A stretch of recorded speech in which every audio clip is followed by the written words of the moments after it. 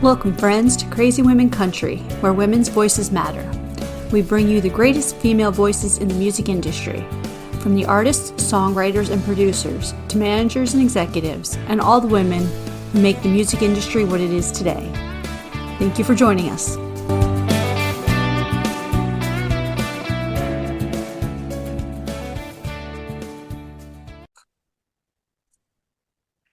Welcome, friends, to another episode. I'm Donna, and today I am here with the talented Miss Erin Duvall. How are you doing? I'm great. Thanks so much for having me again. It's good to see you. Absolutely. We always love to catch up. And, as I say, we need to do this more often because I do like to catch up. It's like making an additional family and friends. That's exactly how I feel. Right. That's exactly right. Good to see you. Okay. So for maybe our first time listeners, would you like to tell them a little bit of who is Erin Duvall?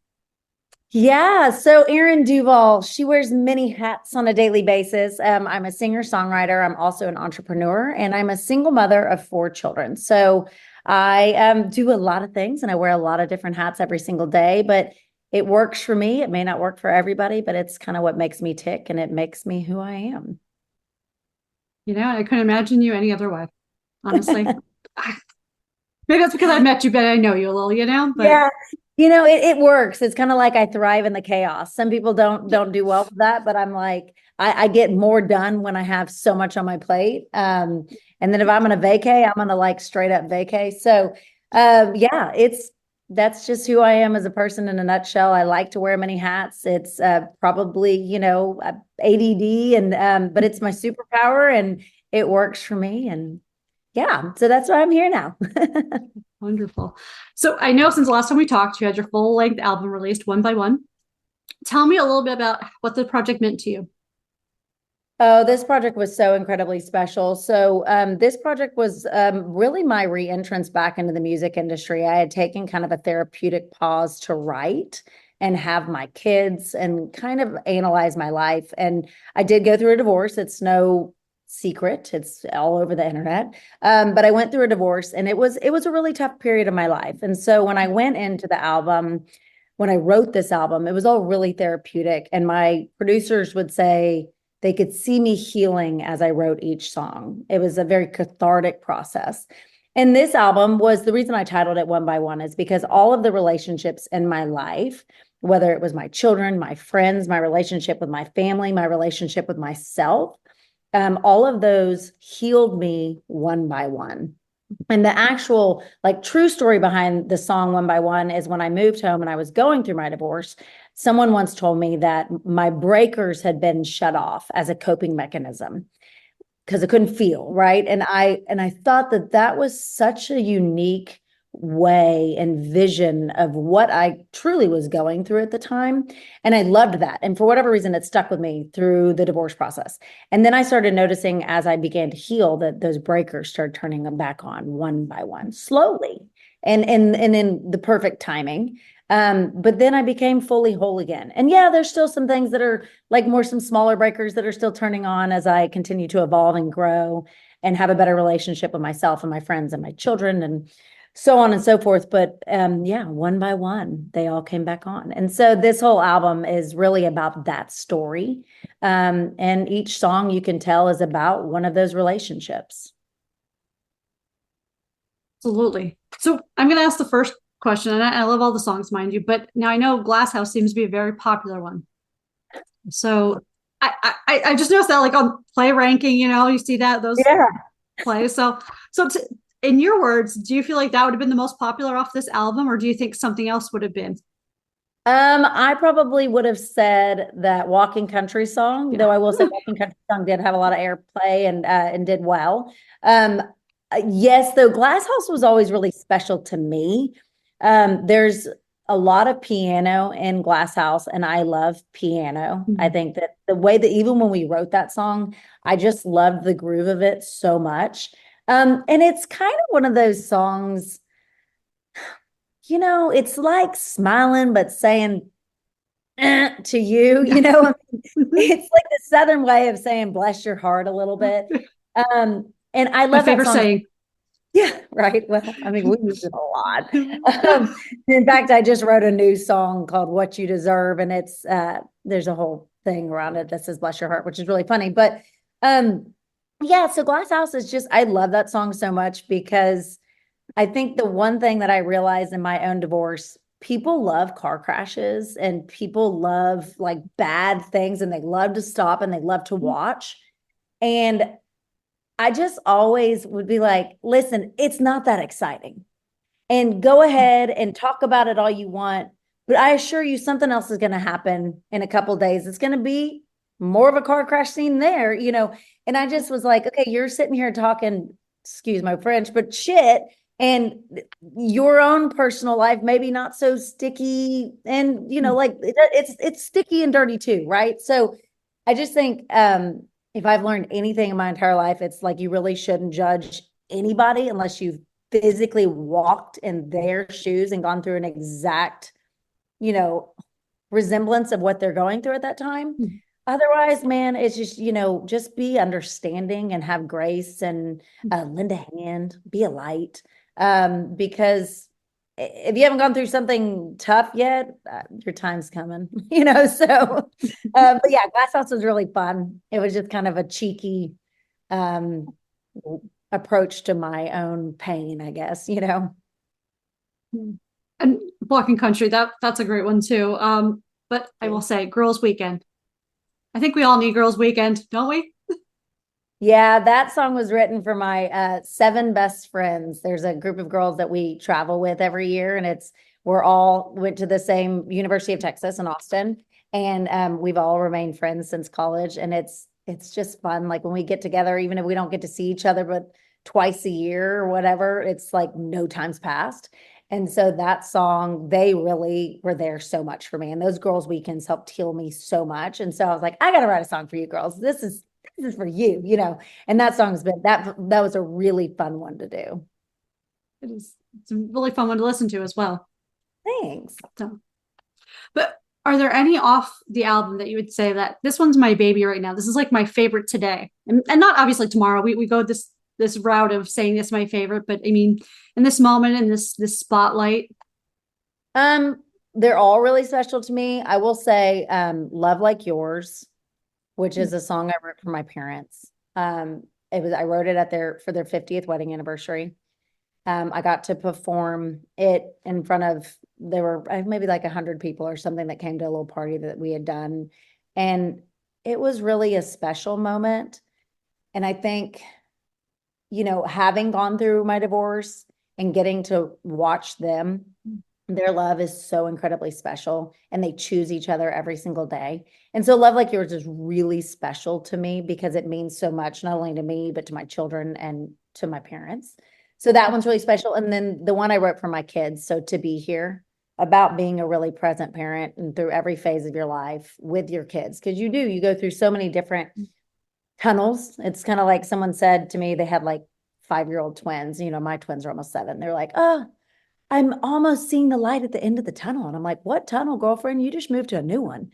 And it's true though, because like, you know, it's like, okay, you're not physically feeding them anymore. You're not physically getting them dressed anymore, but then their problems get bigger and your worries they're different, but they're still big.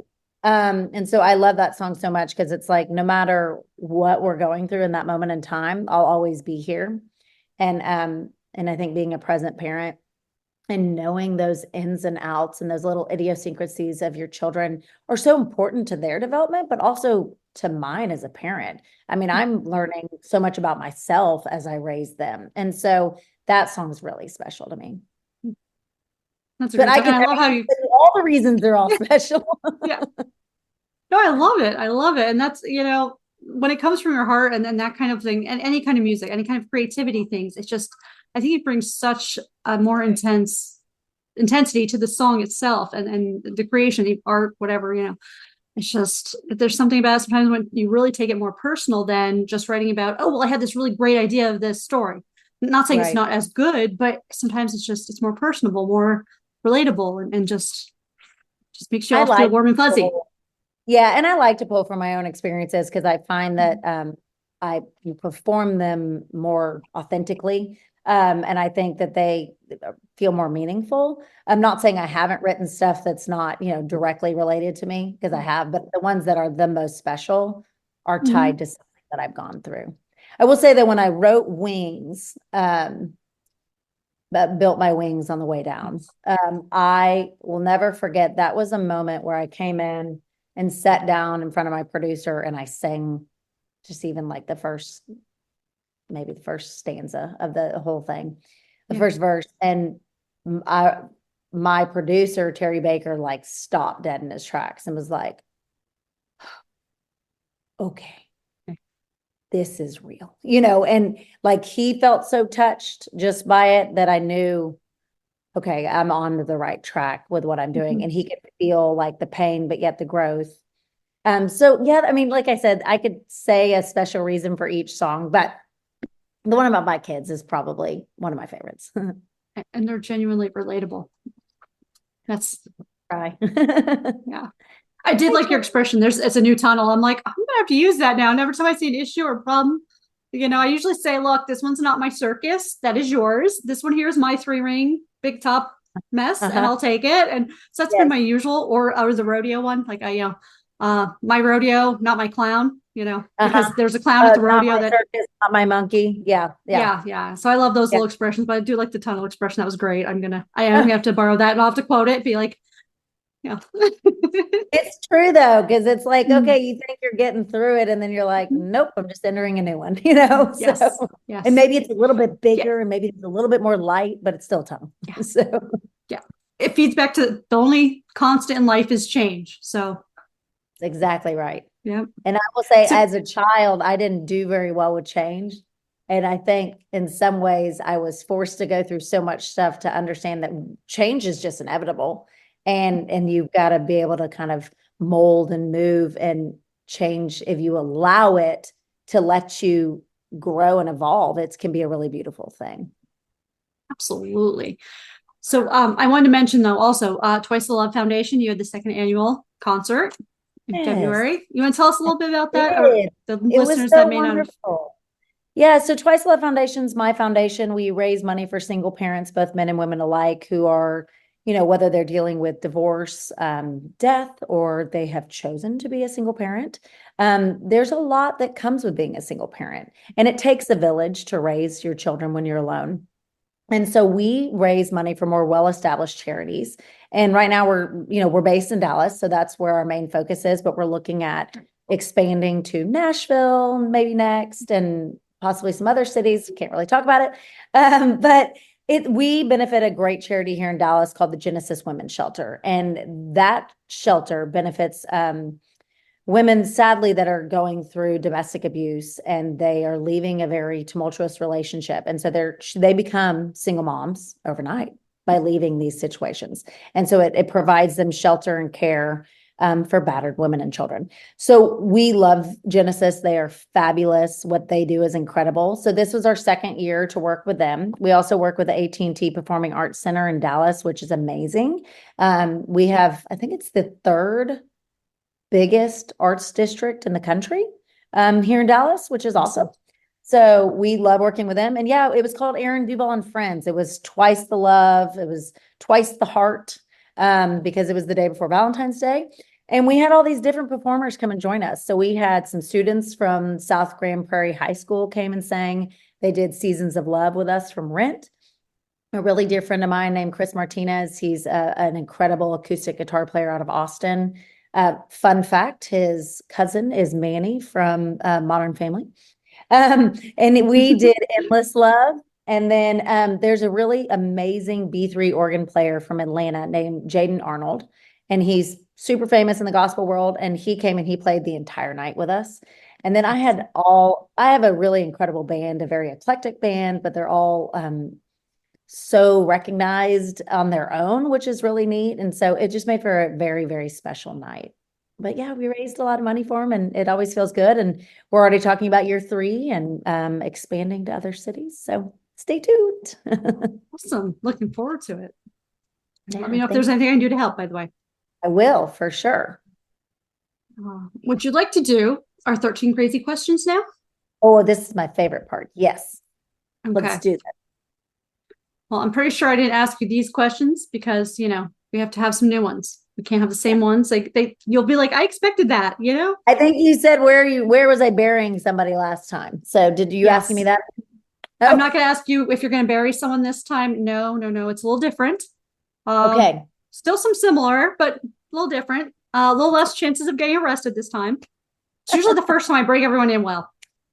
I know. I was like, man, I sound like a criminal right now. I'm not. I'm very squeaky. Well, then I was kind of like, what podcast is this really? Well, you said crazy, it's in there. So, and women. Absolutely. Don't scorn a woman. We'll come for you. Exactly. I'm telling you, the ID channel has it right. Wives with Knives. What are those other? Yeah. I think we talked about that before too, right? I think they have just such clever show names like that, That's right.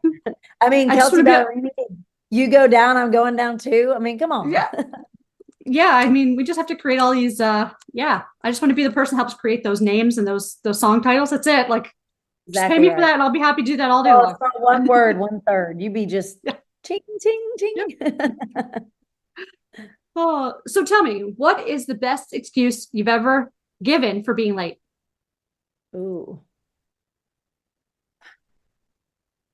That is a really good question. The best excuse I've ever given.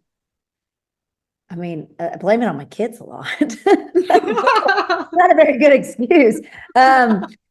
Probably that my dog was eating something and I had to clean up his mess, but that's probably true. He's a 1-year-old puppy. He eats everything. I'm not sure I have really good excuses, but I come up with a lot of them. Yeah. It's the artist in me. I'm sorry. Well, if you had a pet parrot, what would you teach it to say? You don't want to know what just came to my mind. It is not PG rated or mind was shut the up, but probably shouldn't teach the parrot that. I probably would teach it, Polly want a cracker. Yeah, it would probably start repeating stuff my kids say, which would be not great either. So. But Polly want a cracker, which would be really annoying, but I personally would think it was funny. I don't know. That's my childish mind, I guess. Nothing wrong with that. That's perfect. But I don't like birds. Sorry. So no birds. Never happened. Okay. I had parrots when I was a baby and pretty sure they ate each other. Attacked each other. Yeah. Yeah. I think we connected their pages. That was really not. Okay, so no birds for you. Got it. No. In your household, should the toilet paper go over or under? Oh, that's easy. Over. And I get so mad at my kids when they accidentally put it on the wrong way. Over, I mean, under just doesn't make sense. Okay. Like it's meant to be pretty. You're supposed to when you put it on there, you got to maybe make a little triangle on the top. You do not, under's wrong. Sorry if you say under. You're wrong. We can't be friends if you do under. I worked for Ralph Lauren. He would say over. I'm sorry. No. Over. If you could have a lifetime supply of anything, what would it be? Ooh. Of anything? Anything.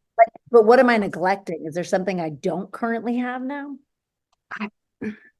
I don't think so. I mean, if it was just like a free lifetime supply of, I'd probably go with Diet Mountain Dew because, that's like that one thing that's always on my desk besides water. So I would say a lifetime supply of creative ideas. Oh, I love that one.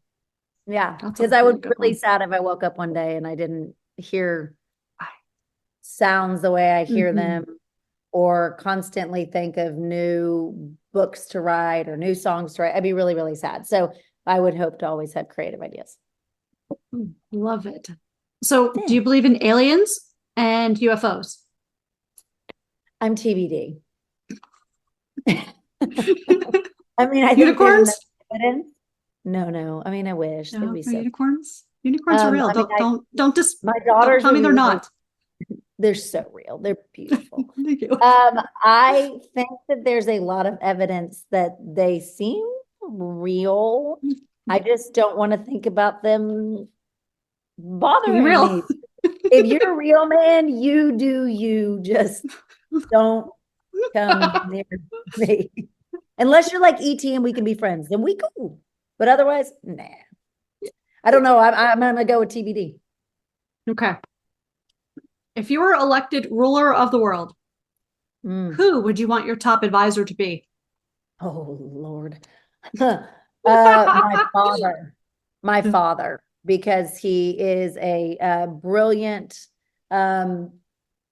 strong, level-headed man that understands business, but also understands family values and understands diversity. Yeah, I would go with him. I think he has a really good approach to just life in general. He'd be my man. Awesome. So, if your life was a reality TV show, what would it be called? Oh, the chaotic world of Erin Duvall. No, it would be called, I've always said this, if I write an autobiography, it would be called You Can't Make This Shit Up. I think it'd be called that. And Yeah. I tell you the amount of people that have approached me about doing reality TV. Lots and lots and lots. And specifically about me and my children and our world and all the many faces of Erin. They're like, this would be the best TV show ever. And I'm like, good. We're going to keep our chaos behind that door, you know. Yeah. But I think it'd be, yeah, you can't make this shit up. Sorry. Oh, if you were arrested, what would you be arrested for?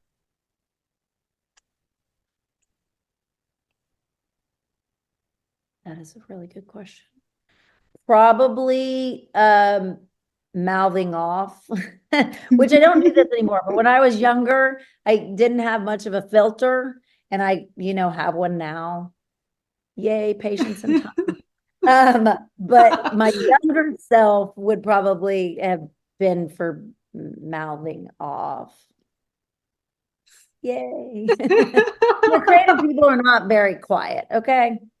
But I try and just like stay on the right side of the law. I would not get into a fight with a police officer anymore. I got to tell you, I met this lovely lady. She was in her 90s. She used to, when I worked at the golf place down here in Florida.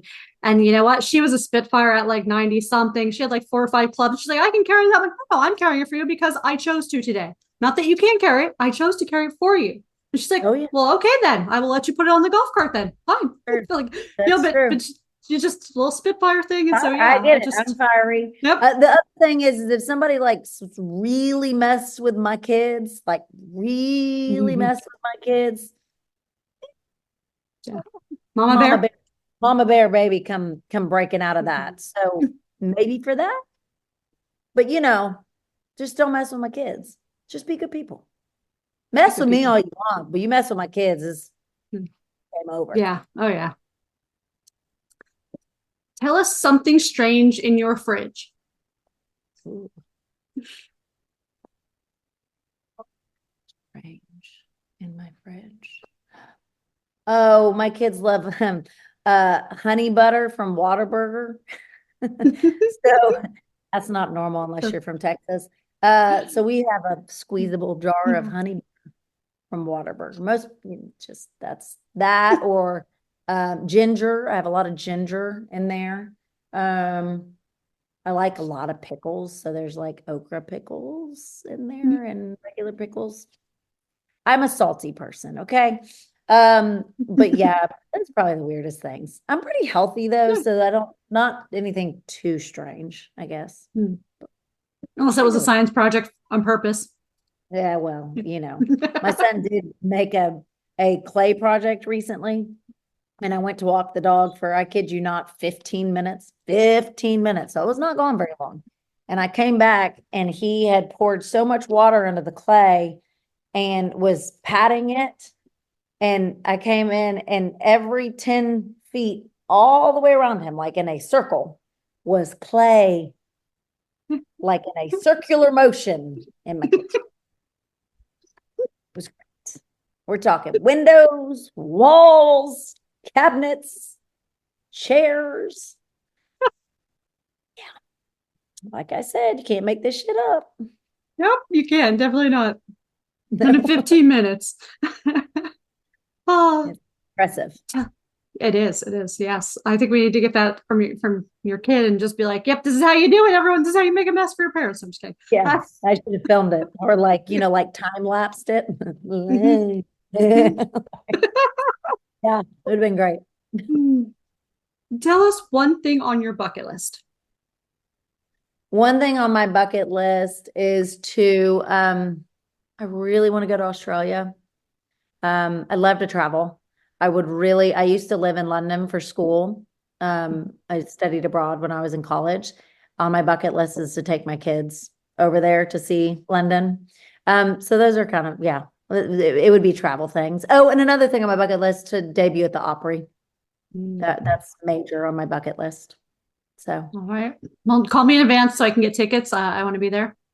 for sure, I'll let you know. Awesome. Like, yeah, did you hear that, team? Yeah. We're making it happen. Yeah, those are a few things, but my bucket list is long, so just give you the highlights. That's a good thing though. That means like there's things you have goals, you have ambitions, things you want to do, not just live and exist. Like I don't know. People worry me when they don't have anything. Like they're like, oh, I just go home, watch TV, and chill out. Like I'm like, okay, any aspirations? Any?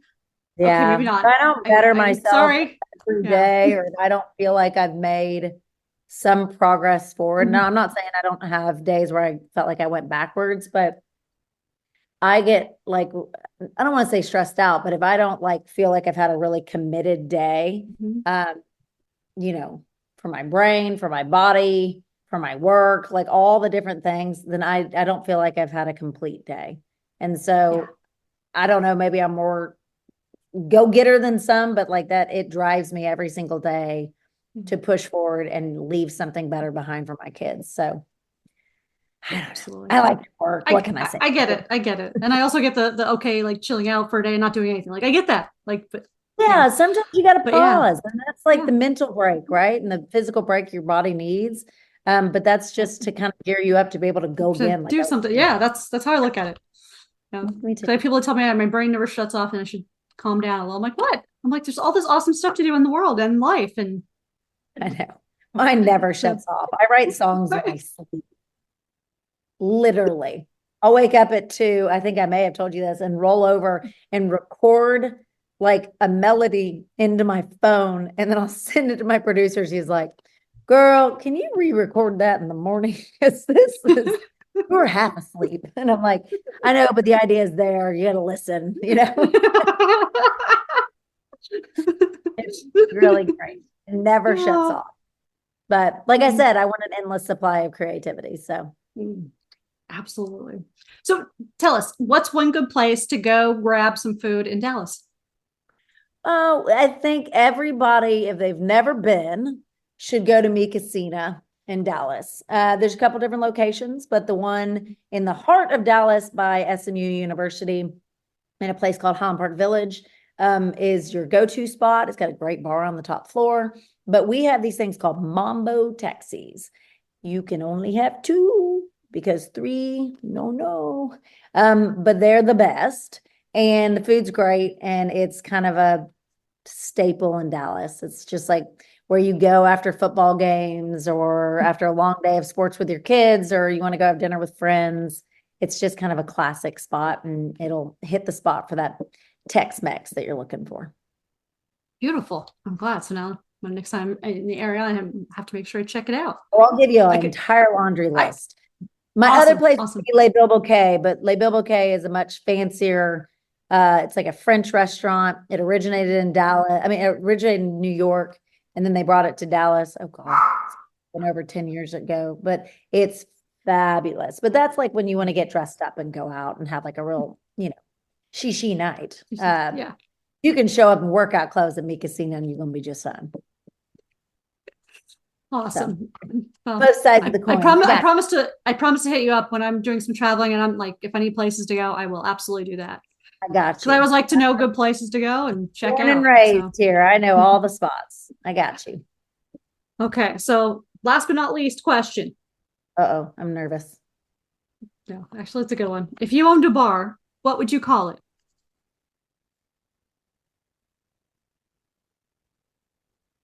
Never say never. Love it. I call it Good name never for a say never. bar. Yeah, kind of is, Mhm. It's like you go in thinking you're gonna never do this, and then you have too many drinks, and guess what you do? So Yeah. I'm never gonna kiss that guy. Guess what you Mm, did? Or I'm yep. never gonna do that business, and then you get a lot of creativity juice. Yeah, I'd say never. I think that's kind of a yeah, It's good. it makes sense to Yeah. me. Oh, so what else is coming up for the rest of this year? Um, Oh, there's so much coming up. So, like I said, we're working on solidifying year 3 for the foundation event. And then we're currently working on some dates to start playing out a lot more. We've just been so busy getting the foundation event up and running. And obviously, there's only so much Erin to go around. So we're going to play a lot more. And then, yeah, I've got my other little project that we've talked about before that I've got a lot going on behind closed doors on that. And it's definitely keeping me super busy. And yeah, we're really excited. Is it 2024? Yeah, it is 2024. 2024. Thank God. What year is it? What year? 2024 it's going to be a big year and we're excited about it. And I'm already starting to write a bunch of new material. In fact, we debuted 3 new songs at the foundation event that haven't even been tracked yet. So, and got a lot of positive feedback on those. So we'll probably, get those tracked and maybe even release an EP. We're kind of just, toying around with all that. There's 4 that we've written so far, but we only debuted 3 of them. So um, yeah, I kind of like the shorter situation now, I mean, I love a full-length album and One by One made sense with the Mhm. amount of songs that we had on it because it was such a body of work that needed to be released as one. Mhm. But I don't know. I mean, we'll see. You see more people doing EPs all the time and it's a very single heavy world right now. Yeah, so I'm Yes. excited. We're kind of exploring lots of different options and we'll definitely keep you posted. Wonderful. I'll look forward to it. And yeah, you're right. I mean, the whole world is going more towards singles and EPs and things like that. And I think it's just because creativity is flowing and people just are like, well, I don't want to hold this for like years and years. Like typical industry used to be, they'd write it, it'd be like 5, 10 years later, like, oh yeah, I want to record that now. And I mean, today, even with technology, as we were talking before, AI, things like that, before we got going here, it's just amazing to see the changes in the world in general and how fast things are going and coming out. And it's amazing. It's really a quick paced world in this day and age anymore. You It have to really really is. take that vacation to chill a minute, sometimes. And Oh gosh, yes. Yeah, because it does. It moves at such a rapid rate. And we actually set on One by One for for a hot moment, it felt like. So it's nice to kind of let the juices flow and to release them as they come through versus like, I'm going to hold this. So that's kind of what we're focused on a little bit more right now is just like constantly being creative, constantly writing with new people and pushing ourselves to get better every day. I mean, I do try and write every single day because I just feel like, I mean, you got to continue to hone your craft. So, yeah, absolutely. yeah, lots coming up, but I'll keep you posted. Awesome. It's been so good talking with you, Erin. And you are welcome back anytime, as I've said before. Thank We need to make you. this like every couple of weeks. So we can do that too. All right, come on. You're gonna have to come up with more questions. Oh, don't worry. I have a whole book of questions. I'll just go back and be like, okay, so what's your favorite movie line? There you go. There's one. Yeah, see? Ooh, We'll have to. probably Sweet Home Alabama Ooh, good movie too. or Empire Records. Mm. Yeah, those are 2 of my favorite movies. Yeah. I Yeah. have this feeling that we and I should just sit down, have a drink or two, and just ask silly questions because it would be too much fun. It would be so fun. We may have to have someone film it because then they'd say you can't make this shit up. Just Right? kidding. For sure. Oh, all Thank right. you Well, so much. I really appreciate your time. oh, thank you so much. It's been good to talk to you again. And thank you, friends, for joining us. Make sure you go follow Erin and all of her socials. And if you can, go donate to her foundation. Good reason to donate, support, and help others. And just be kind to one another. Have a great day, everyone. Bye. Bye.